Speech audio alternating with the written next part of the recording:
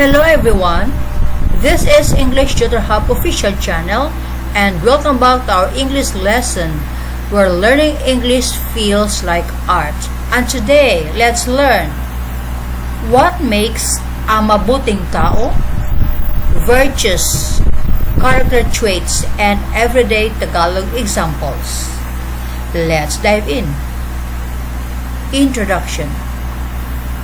Character traits describe the kind of person someone is. Ethical vocabulary refers to words about doing what is right or wrong. Learning these words helps you speak better English and become a better communicator. Common virtuous character traits. English, Tagalog, meaning. Honest, tapat, tells the truth. Kind, mabait, treats others well. Respectful, magalang, shows respect. Responsible, responsable, does what should be done. Generous, mapagbigay, like sharing. Patient, matyaga, can wait calmly. Humble, mapagkumbaba, does not brag. Brave, matapang, faces fear. Forgiving, mapagpatawad, lets go of anger.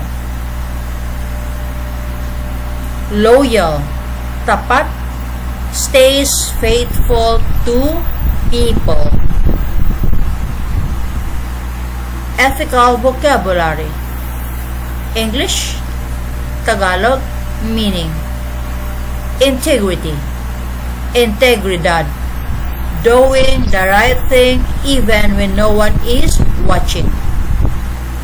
Fairness, pagiging patas, treating everyone equally.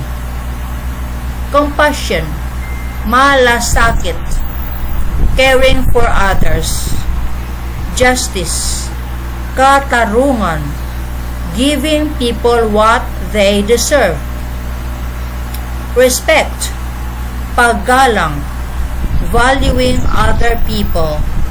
Honesty, katapatan, always telling the truth. Compassion, malasakit, caring for others.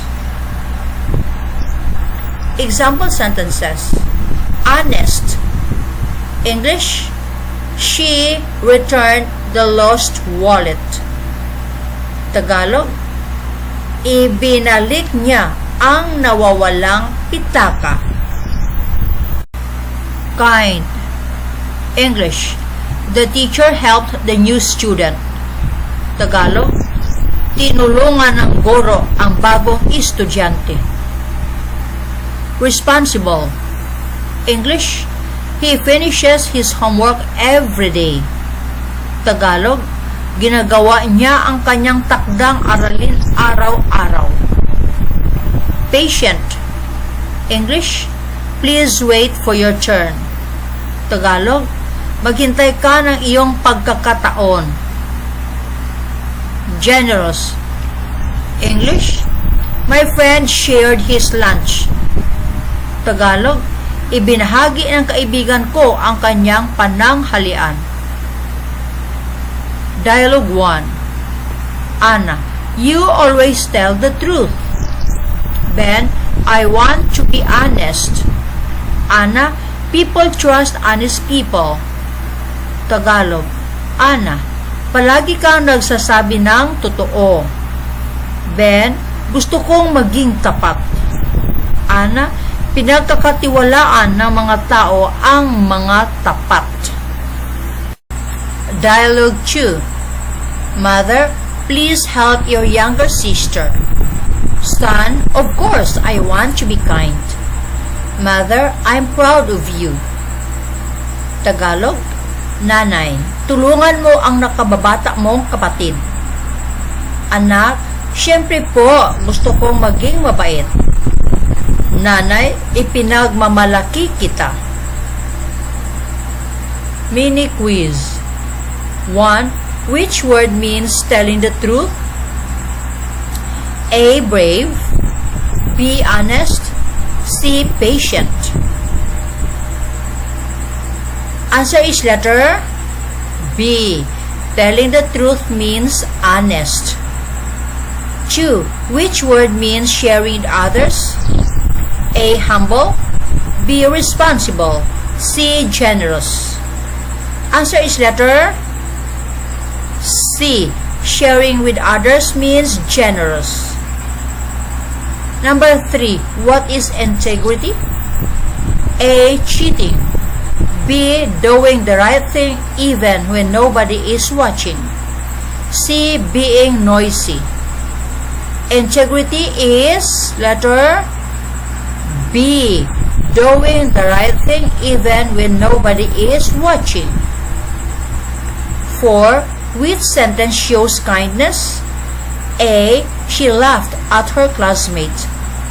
B. She helped an elderly woman. C. She broke the window. Answer is letter B. She helped an elderly woman. 5. Which word means waiting calmly? A. Patient. B. Brave. C. Loyal.